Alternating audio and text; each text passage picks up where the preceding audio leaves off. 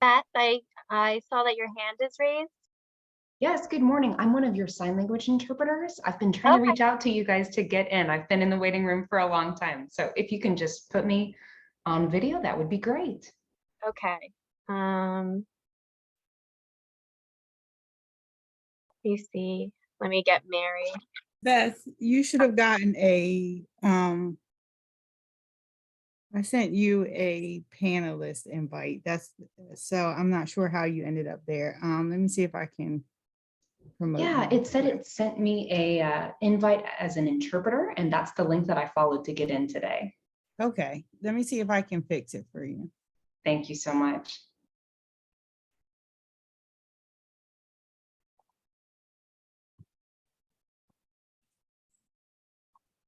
There you go. You should be able to utilize your camera now.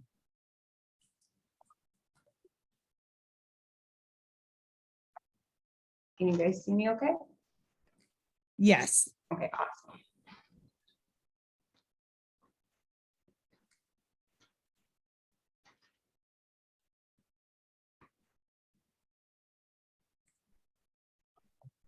I'm just going to give it one more minute and then we will begin.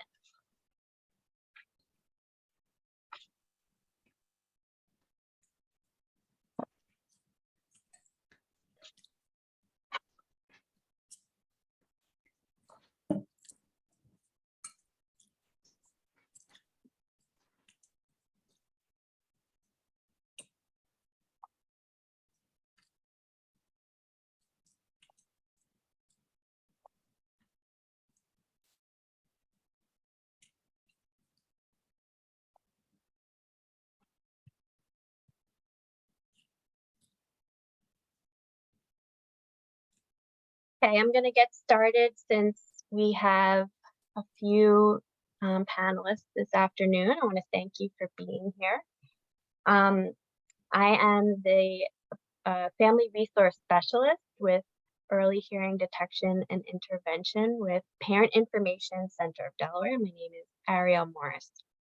For those of you that are not familiar with PIC, PIC provides parents of children with disabilities and special healthcare needs from birth to age 26 with information, support, and skills necessary to become empowered and effective partners in any health or educational decisions for children and for youth. And you can find out more information about PIC on our website. So today we have Fiona Vivar, who is a field agent and early childhood transition coordinator with Delaware Department of Education, Office of Early Learning. Samuel Matthew, counselor for the deaf and hard of hearing at the Division of Vocational Rehabilitation, Department of Labor in the state of Delaware. And last, we have Harrison Barnes, founder and director of Gear Up, a volunteer-driven organization with a mission to get kids on bikes. He was diagnosed as a toddler with autism spectrum disorder and considered nonverbal until the age of 5. And Harrison found that riding a bike helped him overcome his challenges. He's a Delaware native and one of the first high school athletes identified with autism spectrum disorder to be recruited by a collegiate athletic team. So thank you all so much for being here. Before we begin, I have 2 housekeeping issues that I want to discuss. We will take questions and we'll have time for discussion at the end of the presentations. And we also have a link that will be provided in the chat for you to answer some survey questions at the end of this. I would also like to introduce a couple of my colleagues who are going to field some questions and be a participant in our discussions. We have Carrie, Kelly, and Suzanne. I'll throw it to Carrie because she's first on my screen. If you want to just introduce yourself really quickly to the group. Sure, Carrie Thompson. I am the PTI project coordinator at PIC. Kelly, you're next on my list. Oh, you're still muted. I had to find the unmute button. There we go. So hi, I'm Kelly Minogue, and I am the new transition coordinator at PIC. Thank you. And Suzanne? Hi, and I'm having trouble with my video at the moment, but I'm Suzanne Ferris, and I am the associate director at PIC. Great, thank you. Okay, and now we are going to send it over to Fiona. Fiona, thank you so much, and she will begin. Thank you. I am just going to share my PowerPoint. Can everybody see that? Okay, Yeah. so as Ariel noted, I'm an early childhood transition coordinator with the Department of Education out of the Office of Early Learning. Just to give you a little background, I was a special education teacher for 18 years and then in my current role for the last 10 years. And so I've also done service coordination with Child Development Watch. So I do help support Child Development Watch in all their transitions as well as preschools. And so here I am. So I'm going to talk about the transition steps as children who are receiving early intervention services go through. So let me just, let's hope this is working. Hold on. Maybe not. Here we go. Okay. So if children and families are receiving services through Child Development Watch, they are either getting those services through their Newark office in Newcastle County, and there's an office, Child Development Watch office down in Kent, Sussex, located in Milford. So children are referred to Child Development Watch if a family has any concerns. The services go from birth to 3 years old, and once a child is referred to Child Development Watch, eligibility does have to be determined. And so, parents have to provide consent for that. And you go through the evaluation phase and see if a child is presenting with a delay.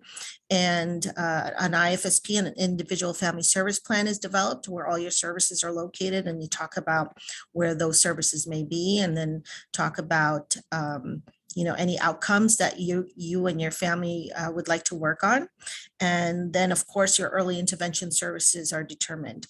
And part of those services are the transition services. Okay, so services are birth to 3, like I had stated, but around 2 years, 3-4 months old, a family starts to go through the transition process because your services do end when a child turns 3. Okay, and so what does that mean? So what it means is there is a federal timeline that we do have to follow. A family has, part of the process is meeting with your local school district, your local education agency, and that takes place anytime 90 days or up to 9 months before a child turns 3 years old. So there is a smooth transition. So I put in here that the purpose is to prepare for a smooth transition should a child be eligible for it. Okay, so who's part of that? Parents do attend. That's part of the whole process, or the guardian. And of course, if a parent would like to invite someone else, maybe a sister, a mother, another relative or a friend, that is, it's up to the parent. Of course, your family service coordinator has to attend those transition conferences, and they do schedule that with the school district, and they facilitate that. Okay, and of course, there's a school district representative and a child care provider, or any of your EI, your early intervention providers, can be invited to that. And so what does that mean? These transition conferences are meant to be a collaborative conference with your local school district. And sometimes you'll see it as an LEA, your local education agency. Okay, so you're there to talk about potential services. Again, I state potential because a child does still have to be determined eligible for school services, right? There's a discussion between an IFSP, a family who is going through early intervention services through Child Development Watch. As I mentioned before, you create an individual family service plan, but then once you reach school age, and if a child is eligible, that an individual education program is developed. Okay, the district will talk about the evaluation process and eligibility. There could be an observation involved, so that may be discussed and may be scheduled. You're giving your procedural safeguards. Under IDA, your procedural safeguards are what your rights are as a parent, right? If you're receiving services under special education. And so during that meeting, that conference, a transition plan is developed. So your service coordinator should be taking some notes about some of the discussion that took place and what the next steps are. Okay, so those next steps may include, like I stated before, an evaluation may have to take place. A school district may have to complete an evaluation because their eligibility process is a little bit different than Child Development Watch. And eligibility criteria is a little bit different, right? You're going from a birth to 3 program to potentially a preschool. And so those next steps may be included in there. So for example, maybe your service coordinator has to secure progress notes from the therapist that your child has been seeing, and any other important information, maybe some medical records. Of course, all of this is done with the parent consent. Information cannot be shared from one agency to another without parental consent, okay? And then, so what happens? What's the next step, right? There's the eligibility, there's the eligibility process and potentially IEP meeting, okay? And so that is the school district's responsibility. I'm sorry, it keeps moving over. I was trying to get the top bar removed. So the school district is then responsible for scheduling any of the evaluations and observations, and they're the ones who do schedule the eligibility process. And so they're going through that. That's why those transition conferences take place before a child turns 3, in order to give the school district some time also to complete this process in order to have it in place by a child's 3rd birthday. So they do schedule that eligibility meeting. And again, it has to take place by a child's 3rd birthday, preferably before. And what happens at those eligibility meetings? The school district will review the results of the observation and or evaluation. Any of the data that they've collected, either from Child Development Watch or from that evaluation, will be reviewed.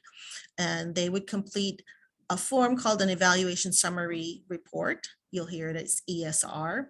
And that's the document, that's the form that holds all of that data that the school district is reviewing. And then also they recommend an eligibility classification.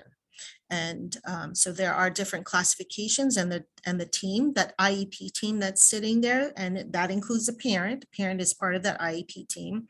Then you talk about the recommended classification. In order to receive special education services, there is an identified need, okay? And then, so that's one meeting, your eligibility meeting. And then an IEP meeting, an individualized education program meeting, is scheduled, or sometimes they are held the same day. And so sometimes it appears as one meeting. Technically, they are 2 separate, right? You have to determine eligibility before developing an IEP.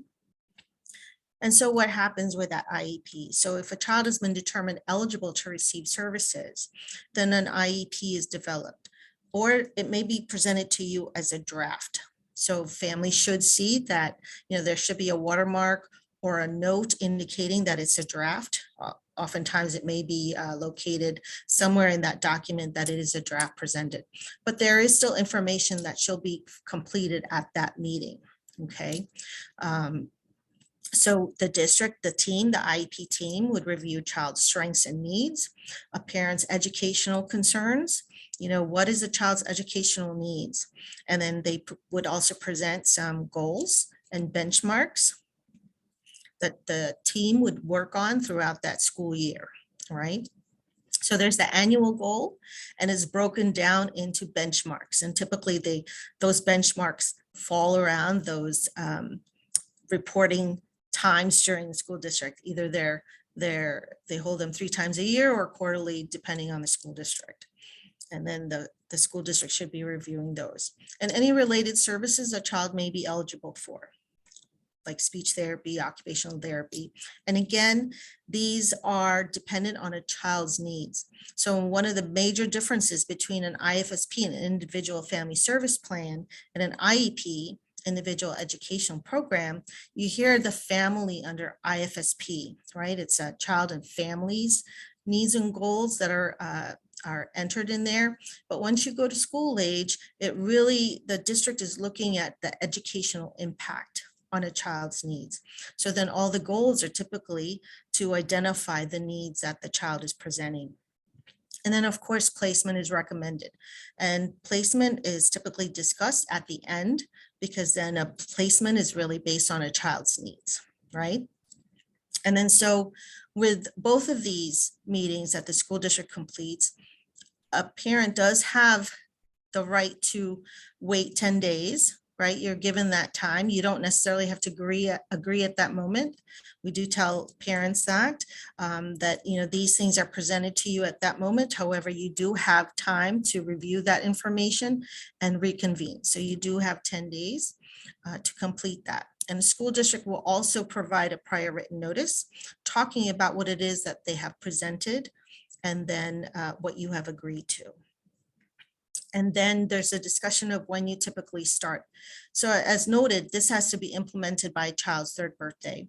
And so either if your child turns 3 today, for example, school is not currently in session, right? So maybe school starts on Monday. So that's when the services may start.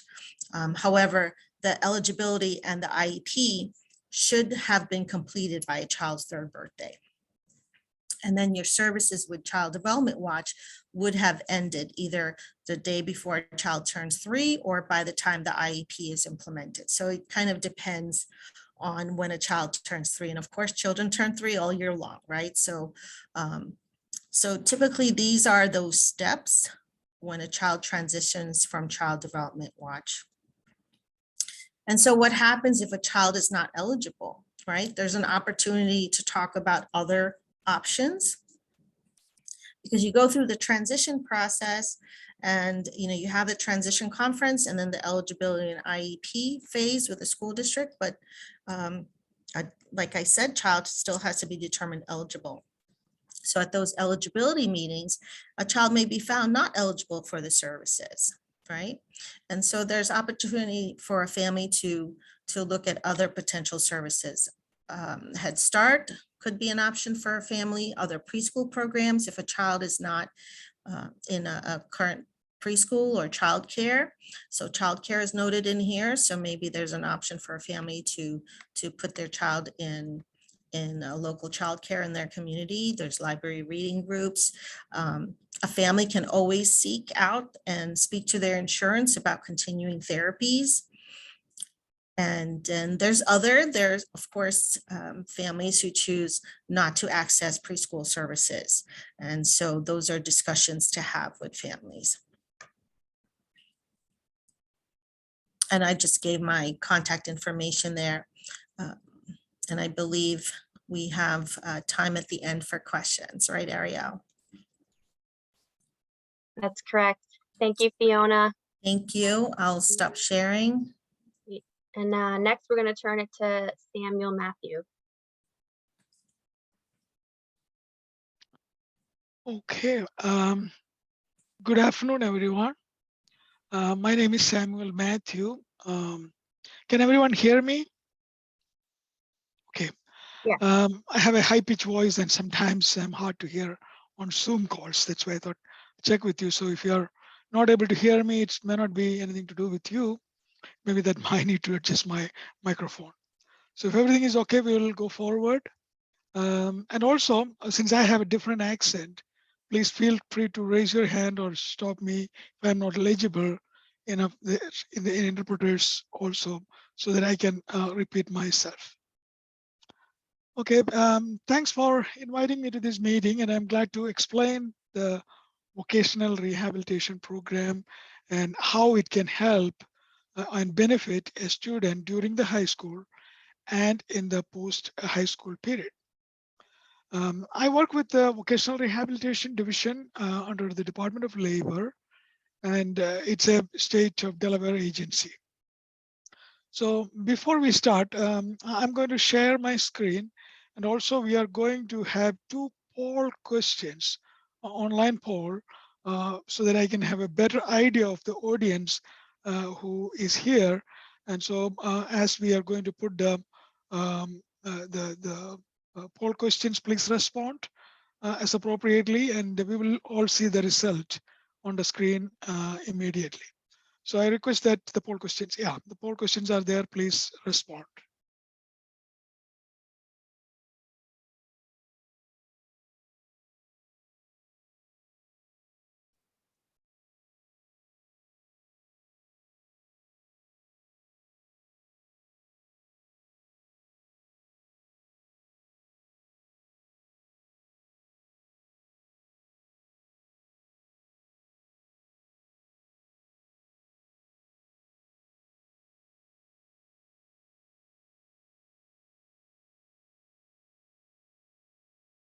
I hope everybody is responding, and we can fairly soon close it and see the results.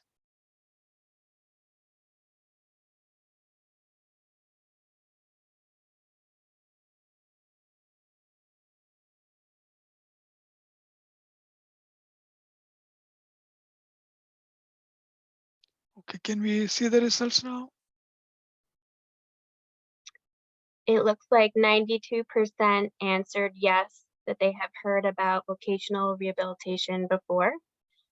Okay, And 15% said that they have received services for themselves, and 15% said yes for children.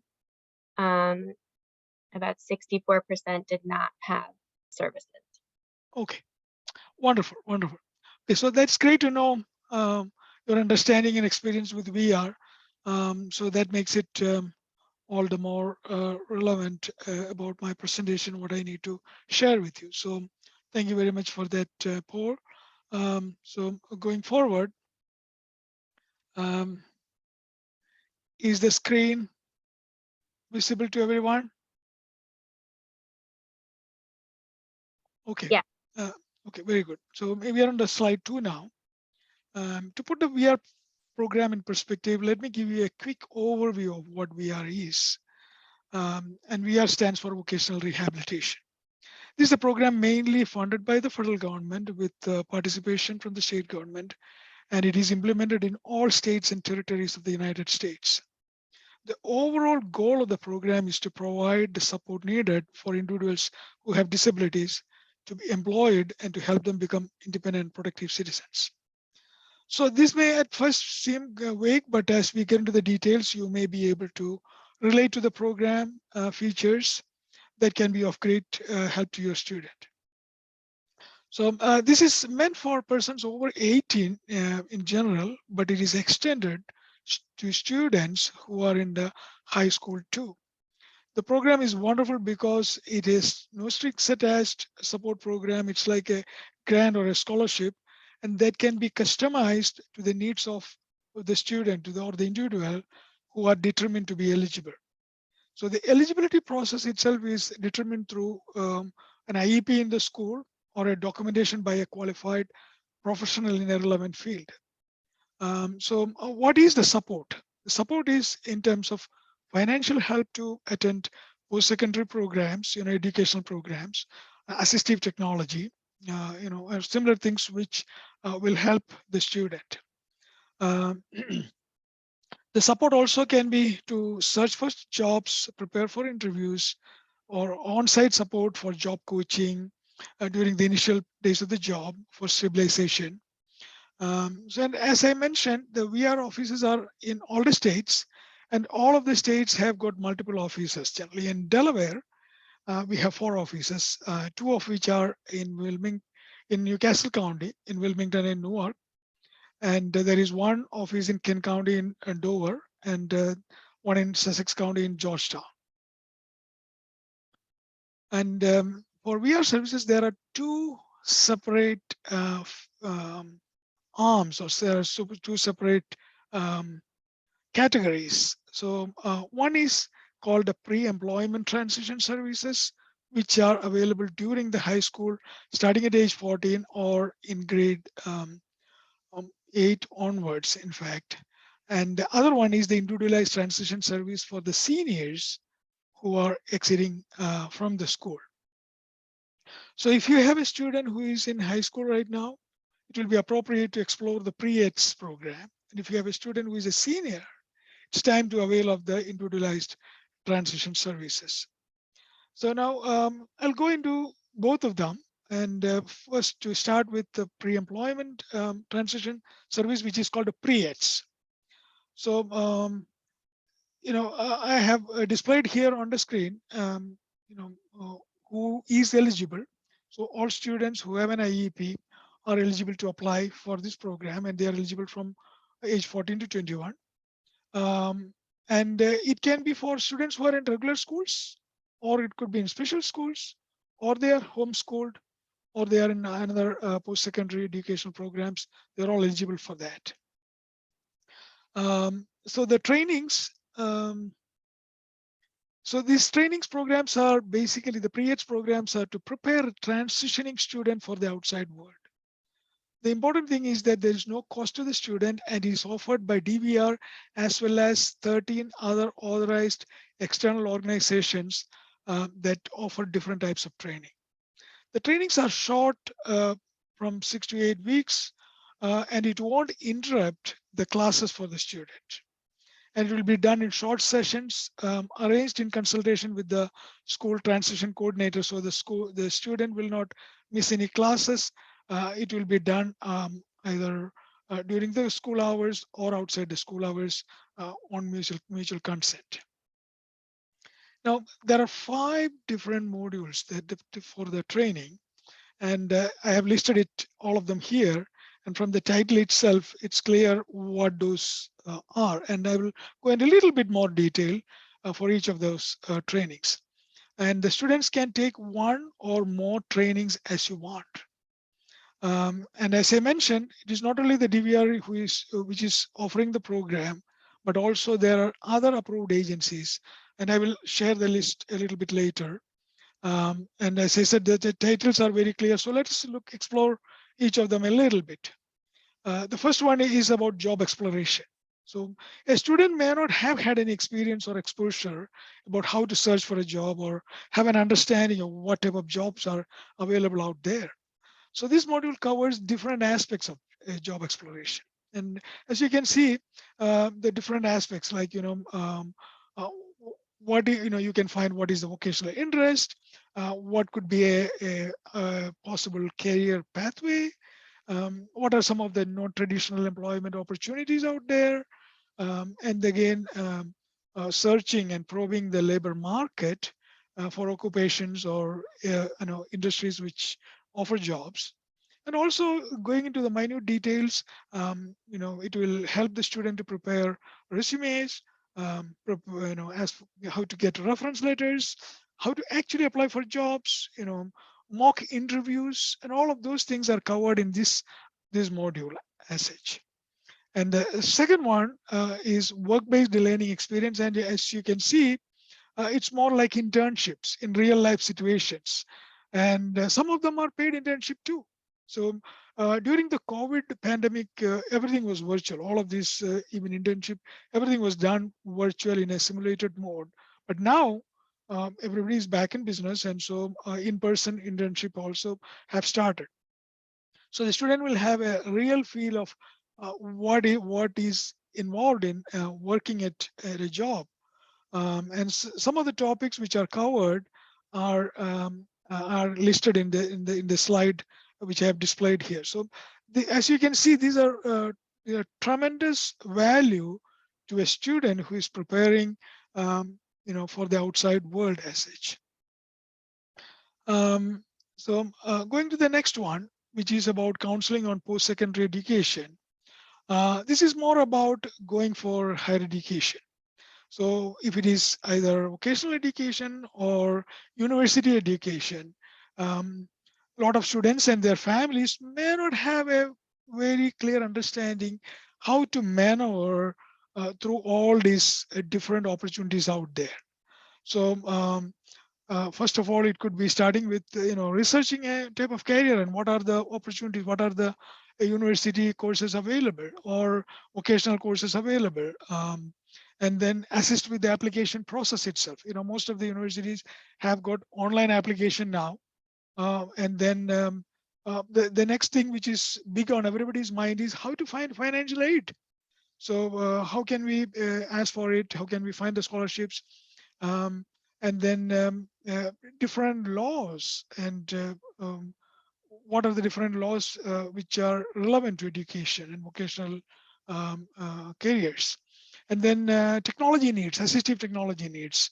What are the types of accommodations available and how to ask for it? And even for tests like SAT or ACT, how to ask for accommodations which are relevant to the disability. So all of these are covered in this third module.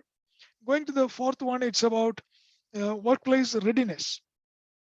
It's about etiquette. It's about how to behave, how to have the different positive attitude, how to make a presentations, how to do writing, good manners, and all of these things are covered. So this could entail role plays, mock sessions. So it really prepares for a student for the workplace. Even if the student is going to go for higher education, at some point when the student wants to work, these things, these topics which are covered will be very valuable for him or her to be successful. And when you say work readiness, some students may require activities of daily living. And so those students which these are relevant, some of the activities of daily living also will be covered in the modules. And going to the last one, it's about self-advocacy. So probably as parents, you already know the need for advocacy.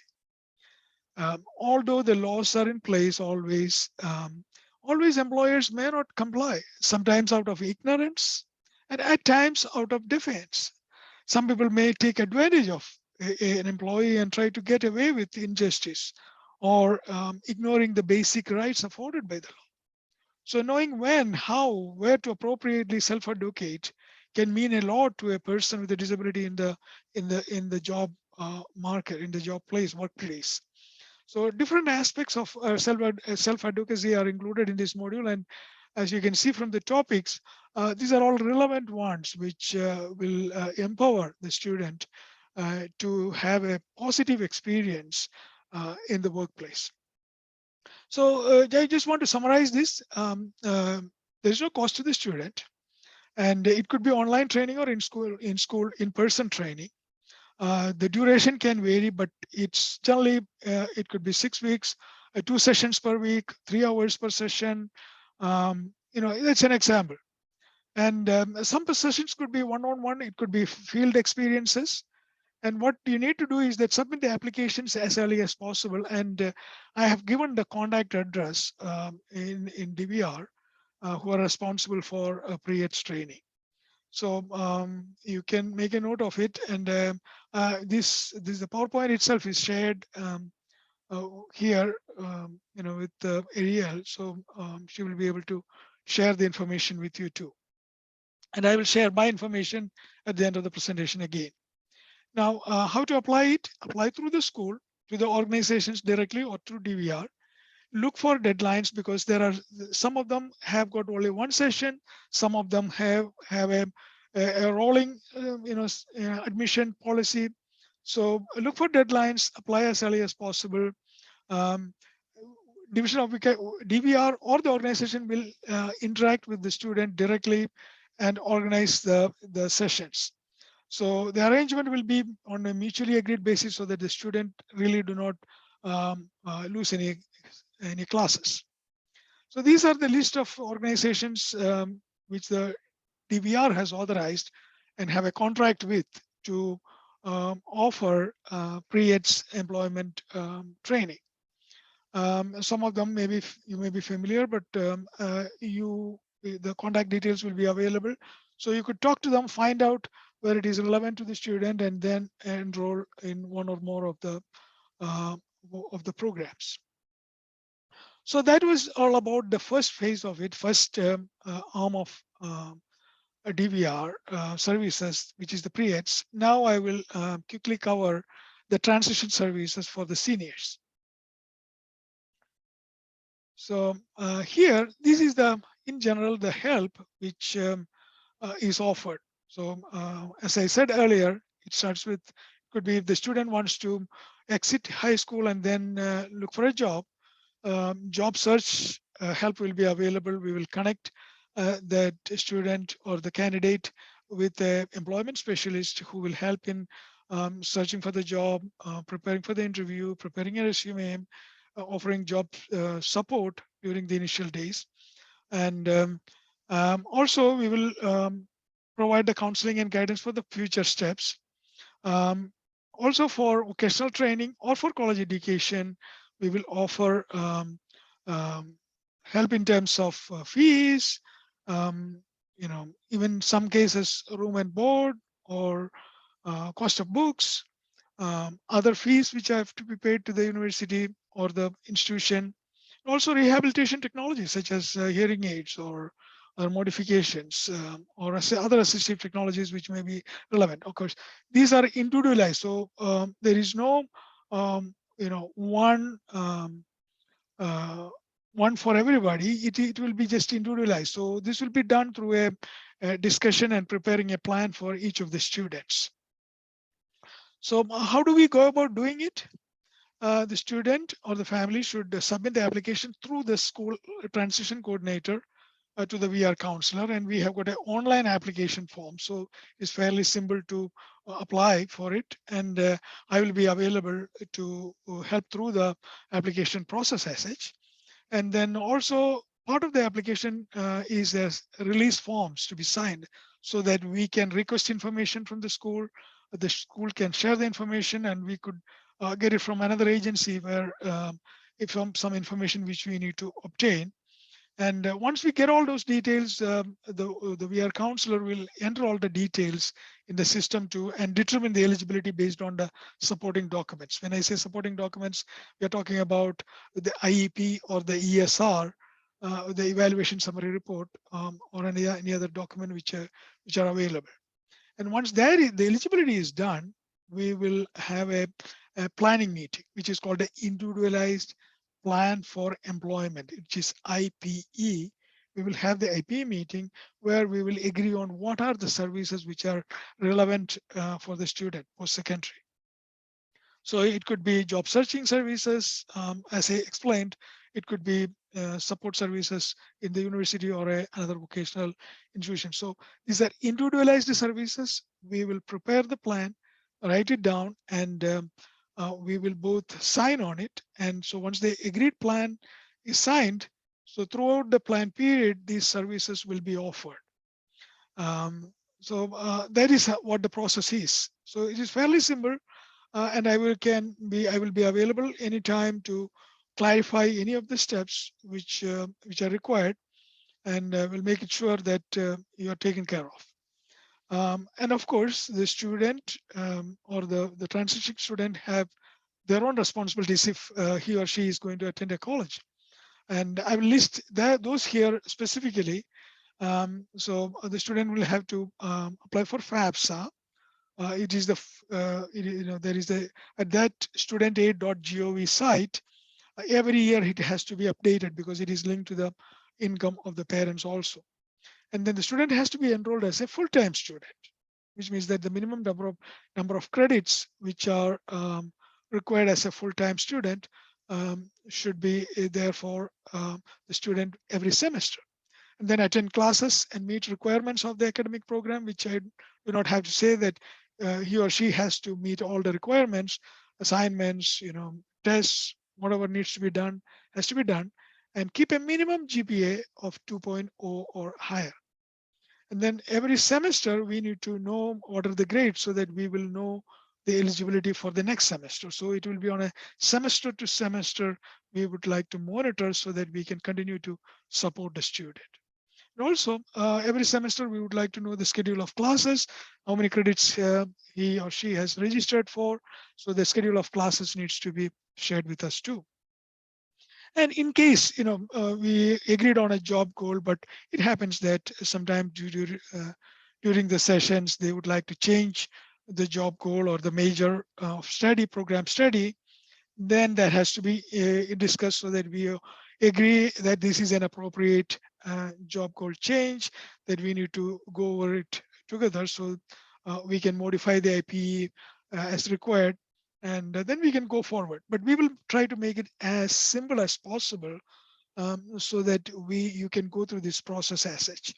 And about the other one, about the job, if the student has got a job goal, again, I will be continuously monitoring. I or another VR counselor who is assigned will be continuously monitoring so that the ultimately we reach the goal, and the candidate, the student, the participant will be successful. Ultimately, the goal is to make him or her successful. That is the point about vocational rehabilitation program. So that is in general what I have to share with you. I'll try my best to answer your questions and will certainly get you an answer if I don't have an immediate answer. And also we will have as a closing one, I would like to have 2 poll questions for you now, which will be displayed. And if you can answer those, that will also help me to understand how we will be able to help you in future. So here we have the questions. Please do answer those.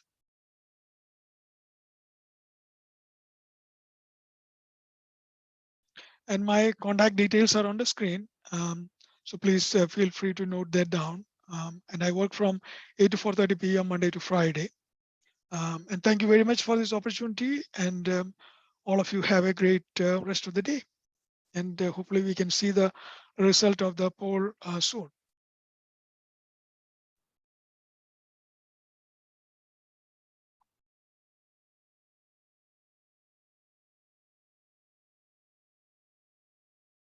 Thank you so much. That was great. It looks like we have about 60% participated, so I'll end and share the results.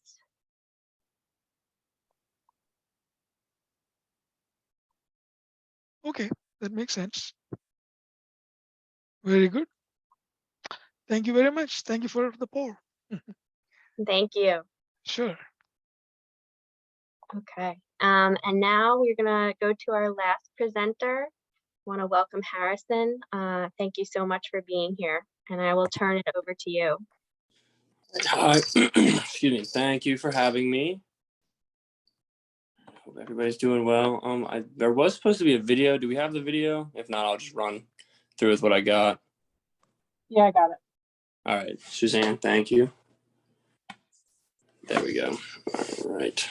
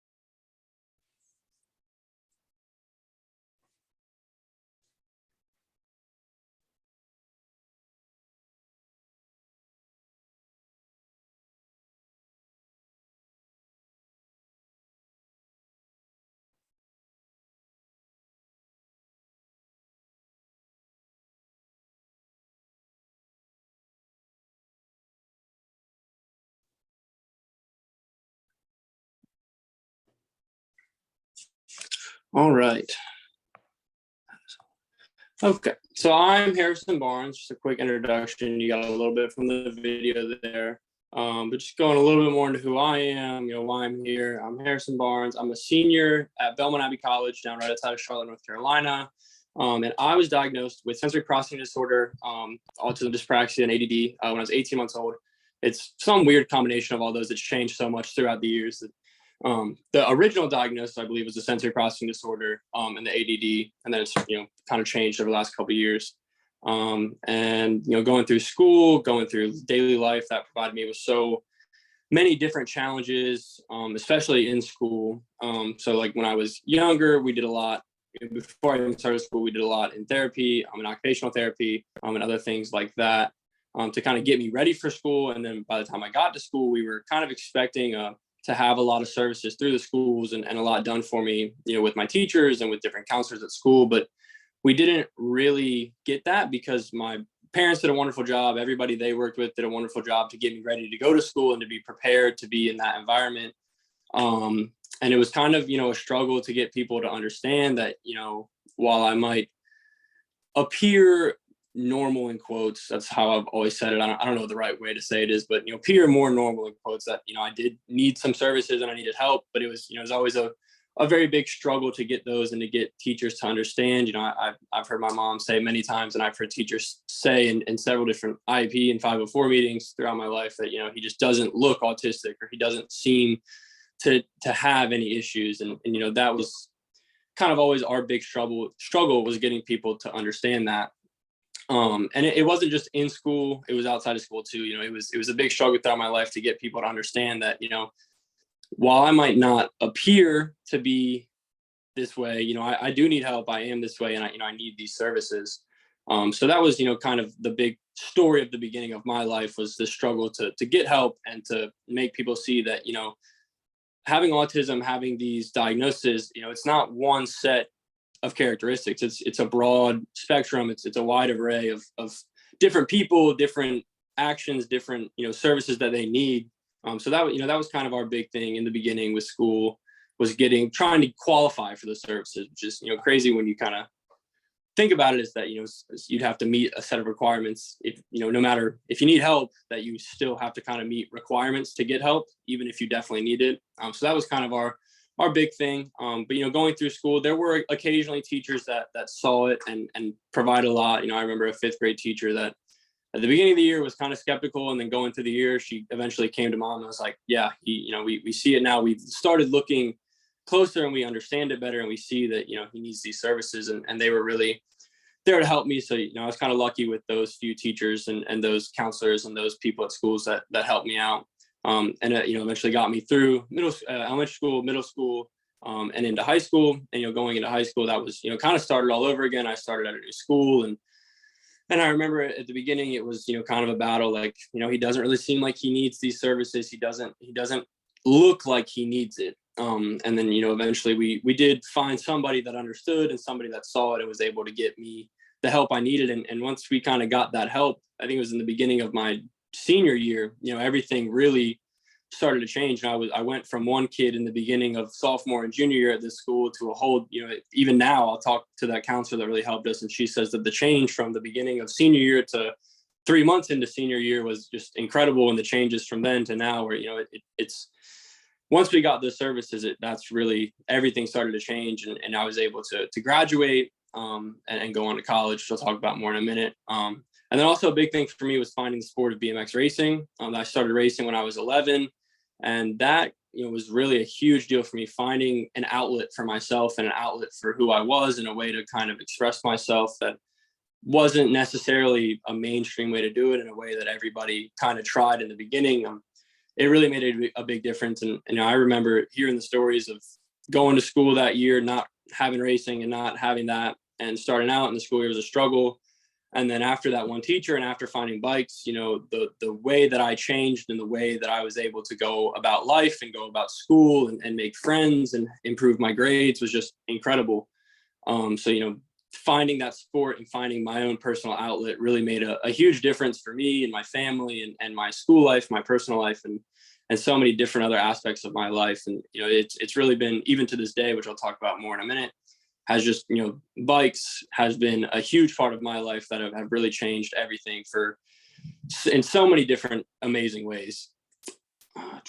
And, you know, talking about college now, we're going, you know, I'm a senior now, looking back, you know, as a senior in high school, and those changes that were made, it was, you know, it was a big deal. It was, you know, finding that counselor and that person to help me get through senior year is largely one of the reasons why I'm able to be here now. And I'm able to, I started my first day of senior year today and got on late, as you guys saw, because I was in the middle of class, and Suzanne was emailing me like, where are you? And I was like, sorry, he's running a little bit over. I'm coming.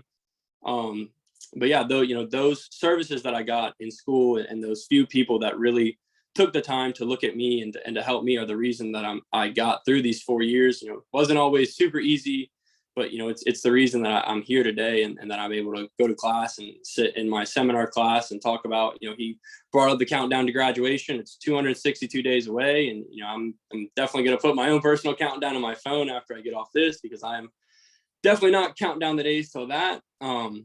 But yeah, you know, it's just those services are really the big part of what got me here. You know, bikes and other parts of my personal life helped, and, you know, that, you know, doing bikes in school, you know, which I'll talk about again in a second, have really also helped me out a lot. But, you know, the big part is those few people in elementary school, middle school, high school that took the time to help me, look at me and see what I needed, and to really kind of guide me down the right way, instead of just being like, oh, he doesn't look autistic, he doesn't act autistic enough for these services, we're not going to give him any. You know, there were those two people that really pushed to get me the help I needed. And, you know, I still thank them to this day for the help they gave me and for getting me to right now, looking, you know, sitting in my last college dorm, and, you know, on this call, and just thinking about where I'll be in just a short, not even a full year now. It's incredible. So yeah, that's kind of my story with the school and with struggling to get resources and my diagnosis. And now, you know, I kind of want to talk a little bit about being in college and, you know, transitioning from high school to college, and how bikes helped me get there, how they've helped me stay in school, and how they've helped me kind of get some services that I needed. So I was this is my biggest, not regret, but something I was so close to, is I was the second ever recruited collegiate athlete with an autism spectrum disorder. I think 2 days before I signed my official commitment letter here, the news broke that the first ever student with an autism spectrum disorder had signed a commitment letter to go. I think he's playing basketball somewhere at a D1 or D2 school. And I was heartbroken because I had the papers, and we were, you know, in the process of talking to coaches and figuring all that out. And I remember we were sitting at our dining room table, and we were just like, oh my gosh, we missed it by 2 days. But, you know, even just, you know, being the second was still a great achievement, and just signing those papers and being able to go to school to do something I love and to be an athlete it's incredible. Not only just to be an athlete at the collegiate level, you know, not everybody gets that opportunity, but, you know, to come where we come from and to be an athlete that also represents the autism community and, you know, other with exceptionalities it's great. Even though I'm not the first, which, you know, my competitive side still picks to me to this day for, it's still incredible to be where I'm at and to be able to say that I've done this. But yeah, so with that, I'm a collegiate athlete, a collegiate cyclist. Started at Belmont my freshman year in summer of 2019, which feels like forever ago with, you know, COVID and everything. It feels like it's been 40 years, not 4, but you know, here we are, just 4 short years later that did not feel like it. You know, I've been racing mountain bikes, road bikes, all different types of bikes throughout my time here. And, you know, that's really, you can talk to my mom, my family. That's kind of a big piece of what kind of kept me grounded, kept me structured here at school, and kept me through school. And honestly, I will say it's a large reason that I stayed in school, was just having, you know, another commitment, another something to keep me focused and to keep me on the right track. I remember we were talking about going to school. A lot of my options were bigger schools, D1 schools, large universities. And you know, me and my mom would kind of look at each other and be like, that's not going to be a great fit. You know, it's going to be so hard to get, you know, different services and to put me where I need to be, that, you know, we came down here as a very small school with something else, kind of another person in the door, a coach helping me out. And, you know, that's been a big thing that's helped get me through these last 4 years. So yeah, going to college, cycling definitely helped me, but another big thing that helped me was the services I got while I was at school. I do go to a smaller school. I think our student population is 1,500 students. So, it's, you are kind of not a small fish in a gigantic pond by any means. Everybody's kind of a big fish in a small pond. Everybody knows everybody, all your professors on, a super deep level. Like I remember sitting down in my seminar class and there was maybe 15 of us tops. I think there's 15 of us registered and not everybody was there. And he was just going through and he was like, I remember you. I know you, we've talked. It's you get to know your professors on that deep level. And that was really good for me. But then also, in the eyes of getting services and having different needs met here, it's a lot easier just because the way the professors are with knowing all their students and having that deep emotional connection with them is the same way that the accommodations officers are. They know everybody that's in there. They know every 504 plan IEP that they have. They know everybody, and they really do an amazing job at keeping a close eye on everybody and making sure everybody's needs are met, and following us and making sure that we're staying on the right track and keeping a good eye on us. So that's been another big thing that's really helped me through school, is just, again, those services, those few people that have really kept an eye on me, and helped me get that extra help when I needed it. I didn't always need it. I think I made it all the way through freshman year and hadn't really had a full conversation with any of my professors about it or the accommodations officers about it. But then, we got to sophomore year and with COVID, that was a huge change and a huge shock. And I was like, okay, I feel like I need some help. Everybody did, but, having, being who I am and having the background that I have, I definitely was like, all right, I'm going to need some extra help here and I'm going to need some services to get me through this. And, I was able to go to them and use those to my advantage and use those to really help me. And that's kind of what's got me to this point of being a senior now and looking graduation kind of in the eye. And I think it's about 9 months here and just being able to look into myself and feel this great amount of success. I remember being in IEP meetings and 504 meetings in elementary school, middle school, and they were like, we just don't know if college is ever going to be for him. He might be lucky if he goes to trade school. It just so many always negative in these meetings. And me and my family and my friends and my support team kind of just looking at everybody and being like, we're here now. Look at us. We did it. And, I feel like it's great. I hate talking about myself. I've always kind of been a person, I don't really like to brag. I hate it, but being able to come here and to talk to you guys and to talk to other people who are starting school and talk even to my younger siblings who have exceptionalities and kind of helping them get there and get to this process. My younger sister is a senior in high school right now, and she's kind of going through the process of applying to schools and trying to figure out what's best for her. And just even being able to be like, you can do what you want. It's possible. You need to find the right people, put them in the right places, and you need to work for it. But it is 100% possible. And being able to go back and look at all these people that told me it was vocational school and trade school is kind of it for me, and look at them in the eyes and be like, no, it was not. It's a great story, and I'm glad to be able to come and share it with all of you guys. I just got the message that my time's about up here, so I'll wrap it up just with a quick thank you guys for having me, and thank you guys for listening. It's been great to come and talk to you guys and share my story, and I hope you guys learned something. So thank you. Thank you so much. That was really great. We really appreciate you being here. I'm going to now take questions for all of the 3 presenters today. You can raise your hand, you can put questions in the chat or in the Q&A, and I can read them out, or I can unmute you. So feel free. And let me see. Oh, and we also put the link to the video in the chat as well for anybody who would like to view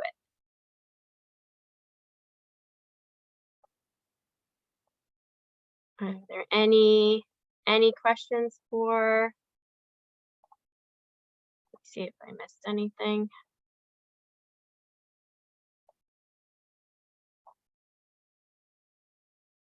Okay. I think that's it then. Thank you all so much for being here. Really, really appreciate it. We appreciate you. Thank you to our interpreters and for everyone who joined. Take care. Thank you. Thank you.